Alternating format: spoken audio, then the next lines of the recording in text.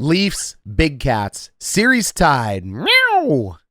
Home ice matters. Toronto was up 2-0. I said going into the series in Florida, the 2-game series, they needed to take one. They failed to take one. Now they're headed into the ever-important Game 5. Florida has been here before. They've been in the deep water. They're defending Stanley Cup champions. They've been to the Stanley Cup back-to-back 2 times in a row. Toronto obviously has not. Game 5 is critical. Statistically, we all know the person who wins Game 5 wins 80% of the series. But it also means 20% of the time it doesn't happen, so don't take that stat to really mean anything because every game is an individual outcome. But 5 is an important one. 6 will obviously be more important, and if there's a 7, it'll be the most important. However, not good if you're the Toronto Maple Leafs. Momentum is now swung back to the Panthers. You've been amazing at home. You've been amazing in Toronto, but all the Panthers now have to do is steal 1 on the road, and they are ahead in the series. This was a banger of a series down low in Florida. Big Cats fans are thrilled. Marchand goal. Sorry we didn't cover the last game. Overtime. Big momentum swinger for the Panthers. Toronto needed to close that out. I really think they needed to close that out. Toronto fans, don't worry. You got to overcome adversity to win the cup. Remember, Florida was up 3-0, lost 3, went to overtime, still won the cup. Nobody cares once you do it. And that's what Toronto has to figure out. Whatever the narratives are, they're in the past. You can shake them all off with a win, and a win in Game 5 would be huge. But let's talk about this game. It was violent, wasn't it? I mean, this is a violent series. This is fun hockey. Nobody in this series is a neutral observer, except probably me. The world is Leafs fans. The rest are Panther fans. And then, yeah, there's some NHL fans out there too. But Panther fans, I can't explain this to you more. I create content for a living. I have another job, but this is obviously important.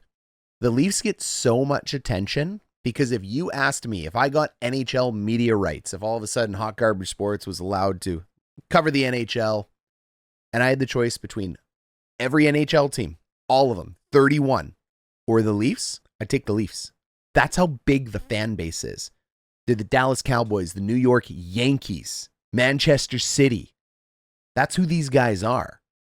Doesn't matter if they win or lose. The fan base is stupidly massive. It's huge. It's the biggest in hockey. But the Panthers have the best team in hockey right now. That matters more. This is one of the best hockey teams that has ever played. So if Toronto's going to get through them, they're going to have to beat the best of the best. And today, the Panthers were the best. Defensively, they took away the big guns. Matthews had opportunities to turn this game around. He didn't. Woll stands on his head. Looked very, very good tonight. I told you guys in the preseason rankings, Stolarz is a good goalie. Woll is a good goalie. The Toronto defensive system around Berube makes those two click.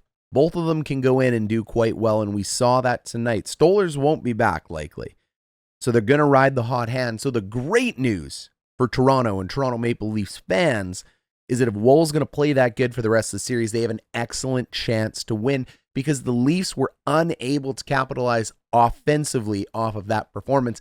And that is because of the full credit that goes to the Florida Panthers, Barkov and co. from shutting them down. They took it all away from Bobrovsky out. Maurice has said it. It's a team game. You need your goalie to steal games. You need your power play to steal games. You need your penalty kill to steal games. You got to win 5-on-5. There's 4 critical areas to this game, and those are them. They won all of them tonight. Shutout. Bobrovsky. Huge. Absolutely huge for the Florida Panthers. The other news of the night, power play for the Panthers. 6 of them. They scored on 1. Finally break the dam in this game. A lot of penalties called against Toronto. You got to stay out of the box. Look, guys, I get it. It's hard in the NHL. Calls that should be calls, shouldn't be calls, missed calls, no suspensions. I don't want to talk about it. Penalties are going to happen. They're going to be crap on both sides. The point I'm trying to make is you got to score. Florida scored on 1. They had 6, but that means you killed 5 if you're the Leafs. That's very good. That's what you're looking for. But you were unable to capitalize on the 3 that you had. And even though it's half of what Florida has, on the road, you got to overcome adversity, and they didn't because of the amazing penalty kill done by the Florida Panthers. That wins you hockey games. OEL, big hit on Rodriguez. Wasn't looking, called a 5. Hey, I have no problem with the referees calling a 5 so they can review it. It's a tactic. It's a fair tactic. They remove that one, put it down to a 2. What are you going to expect in a series like this? There's going to be blindsided hits, fights, hooks, stabs, trips, slashes. Suck it up, Buttercup. Welcome to the playoffs. You ain't getting a call, baby. And the call you do get isn't the call you want. It's probably garbage. That's the playoffs. It's the game within the game. Speaking of the game within the game, Florida dominates early, thanks to all of those power plays. Quick little shot on goal here. I love the absolute patience. Just patience on this play. Waiting. And we find Matthews. How does Matthews get there? Well, beautiful forecheck in the corner. Fantastic. 3 down, 2 up high. I know it's blurry because the camera work here sucked, but Matthews breaks off and starts sneaking his way to the side of the net. You can't lose a goal scorer like that if you're Florida. You can't let him get behind you. They always seem to. Gets behind him. Puck moves over. This is a goal that has to go in. You have all the room in the world to shoot. You have it right here. You have it here. And you possibly have it here. I get it. Goalies are really good, but this is arguably the best goal scorer in the NHL. Trigger man. Big save by Bobrovsky. Little bit of a windmill. You've heard what I said about goalies doing windmills. Fear it. Soon as goalie does a windmill, it's worse than a club twirl in golf. You know they are dialed, man. When they're hitting that windmill, they are feeling it, and Bobrovsky was feeling it. You got to find a way to get a player in his face, snow in his face, get a stick in his face as you have to. Give him a bump if you need to. I know people don't like that, but welcome to hockey. It's the way it goes. You got to get him off his game, but they didn't get Bobrovsky off his game. 2-man advantage. You know we all hate this. It's because the puck went over the glass. And I'm going to pause for half a second here. There are just certain penalties that make no sense in hockey. The puck over the glass, I get it. I'm not saying it doesn't make sense. I'm dovetailing onto other calls. Everything gets let go until it doesn't, with the exceptions of puck over the glass, because it can't be, trips, which are always called. Like, there's no gray area for a trip. They're like, you tripped him, hand up. Why wouldn't you call every penalty like that? Why does every penalty get the playoff treatment except trips? It's like, oh, well, incidental trip. Well, what about all the incidental cross checks, the incidental boardings, the incidental hits from behind, the incidental high sticks? It's very strange to me. I'm not saying they should call more penalties. I'm just saying I'm so confused as why the trip is the automatic go-to. It's the same with the broken stick. You slash, the stick doesn't break, the guy holds on to it. We're all good. That stick breaks, hand goes up every time. It's so strange. And I know you guys are going to go down in the comments, hunt and peck away, and you're going to remind me of all the times that didn't happen. But that's my little tangent. Let's get back to the game. First goal by Verhaeghe here. Love this. This is called an umbrella. This is an old power play setup. This predates the 1-3-1. You get 2 guys down low here. You get 3 up top. It looks like an umbrella. Teams got too good at guarding this, so teams got away from it. But hey, we're in it. We can bring back what's retro. You move it over to the side and you move it over to the top. And this was the whole point of the umbrella, is that you had this tight little triangle of passing here, you know, the Bermuda Triangle of passing. And you would just shoot from one of these positions and have 2 guys in front of the net. Super simple. Bang, big clapper, puck goes up, comes off the wall. That's fine. Let's retrieve it. Florida, absolute puck hounds. You have to make sure you're the first on these pucks. And you know, it's tough here because at this point in time, you have body position, but they say when you see backs and bobbles, you got to go. I actually think you got to go here. I think you got to send all 3. When the puck is in dispute, you got to get a little more chutzpah in order to get it. Toronto plays very passive here. Like, I don't know what that was. Just watch his stick. Watch this right here. Hey, oh, hey. I don't know what he's doing. Like, he's not sticking him. He's not cross-checking him. It's no good if the stick's in the air. So cross-check him or get your stick on the ice. Oh, well. Moves over to Tkachuk. Tkachuk finds Verhaeghe and puts it in the back of the net. And I think that all happens because of the lack of aggressiveness on this Leafs penalty kill. But fantastic job done by the Panthers. Maybe they were confused because they gave them a different look that we haven't seen in a while. Let me know down below. Second period, the Leafs didn't get a lot of opportunities here, but the few opportunities they did get were pretty good. What I really like here is I like that you're watching both who's going to backdoor in and you've just got stick on puck. This is really high level, big brain stuff. It's an unfortunate pinball of pucks here for the Panthers, but it's picked up by the Leafs. And the Lorentz line, I mean, this is a big-time energy line here. Quick little shot. Bobrovsky takes it away. And I'm telling you, that windmill is going to come back to haunt you. Like, as that puck comes in, bang, look.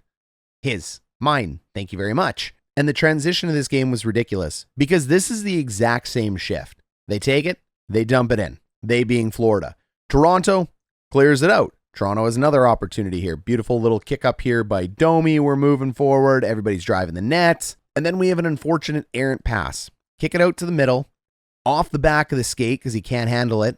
And this is going to spell trouble as well. Florida turns it up ice. Absolutely rips a beautiful two-line pass here. Unbelievable. Stays on side. Got him beat. And the sickest little drop pass. Like, just very high-skilled stuff here. I didn't know what he was doing when I was first watching this. I'm like, why aren't you pushing harder? This is not the body position of a guy skating hard or trying to beat you wide or maybe pro-curling towards the boards, which is what I would have defaulted to doing if I was the one playing.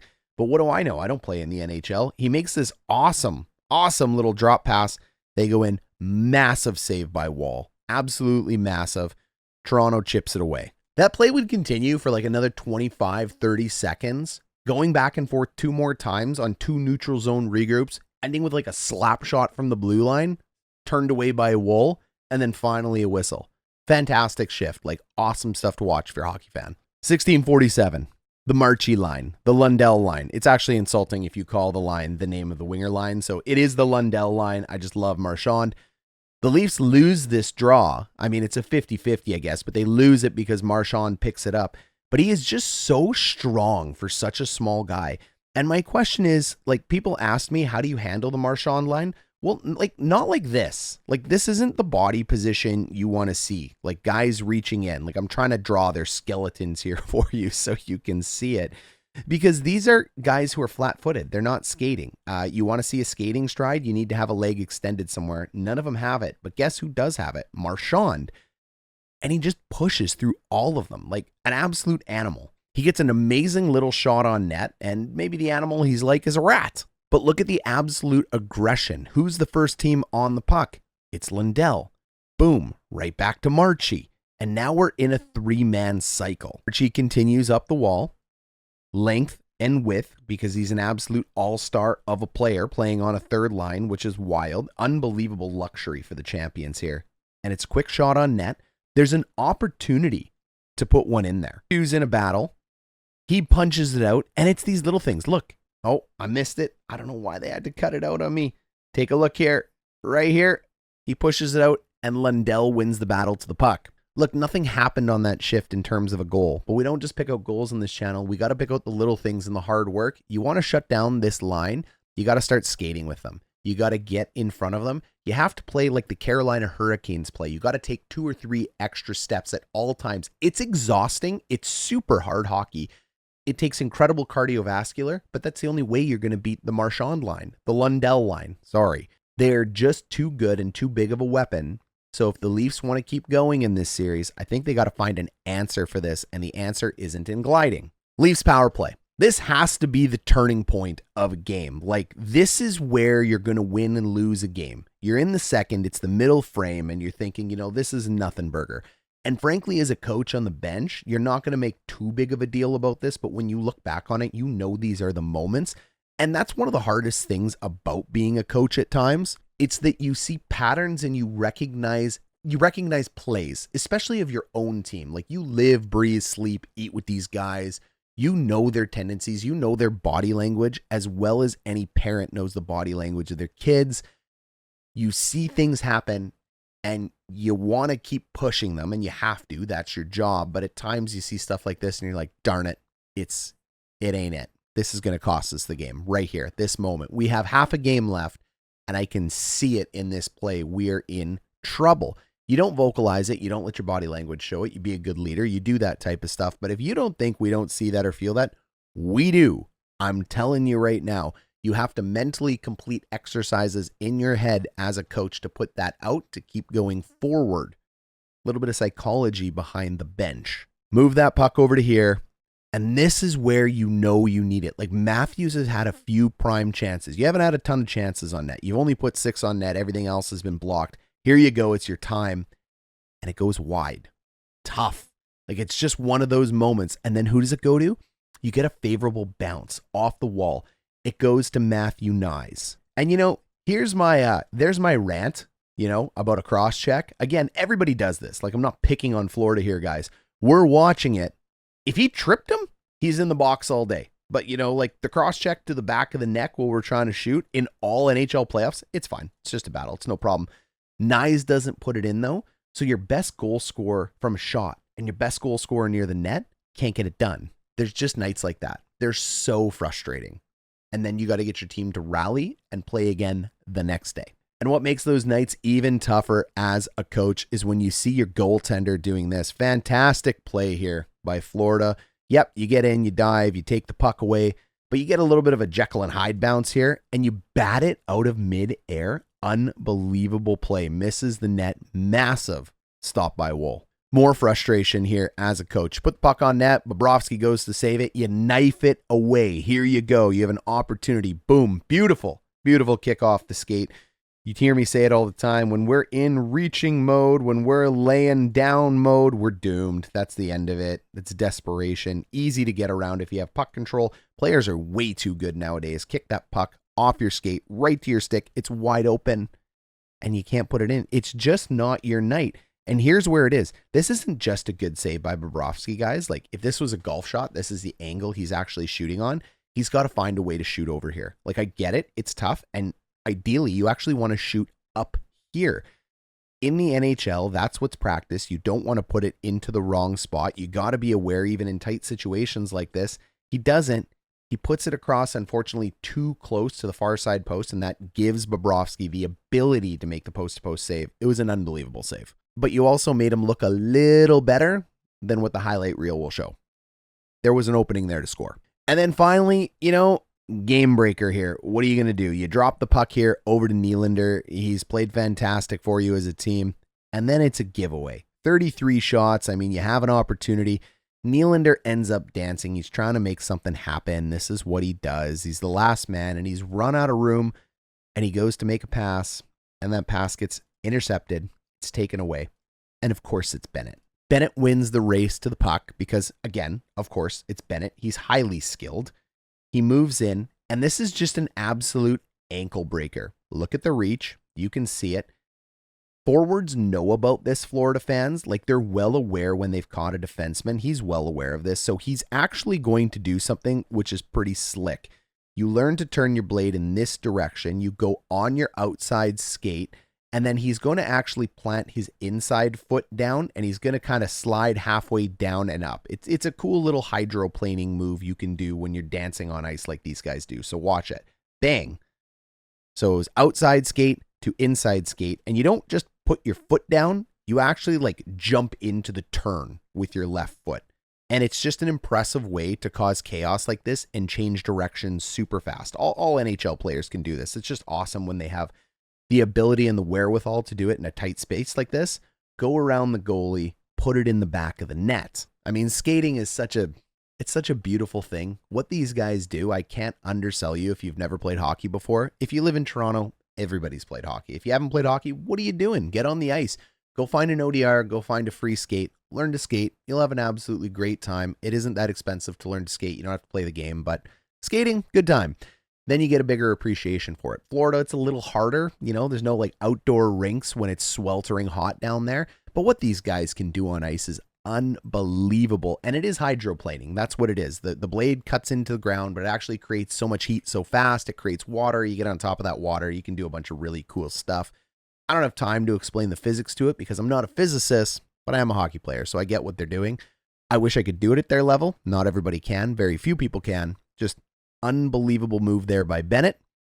And that goal comes in right off the back of literally throwing one of the Leafs players into Woll. He almost got 2 goalies in this series. That's the physicality of Sam Bennett, and nobody's taking care of him. 0 people have taken care of him. And that's fine. He's going to run amok. Bennett, Tkachuk, Marchand. I told you those are the difference makers in the series. The Leafs in Game 5, They're going to have to find their swagger back, and their big four superstars are going to have to put pucks in the back of the net. Guys, I'm sorry I missed game 3. I was out at the Jets game. I wasn't done and home till 4 a.m. Got exhausted. That was it. Coach Ryan D is going to be taking this series as far as I can. Come probably Friday, might be Thursday. I have to head out of town for 3 days. I don't think I'll be able to do videos. I have quite the setup here that doesn't move. It's not a laptop, so c'est la vie, but I'll do my best to see if I can figure something out. If I can't, I'll be back for you Monday, but we are going to keep covering this one until I'm gone. Just be forewarned. Okay, guys, we'll catch you in the next one.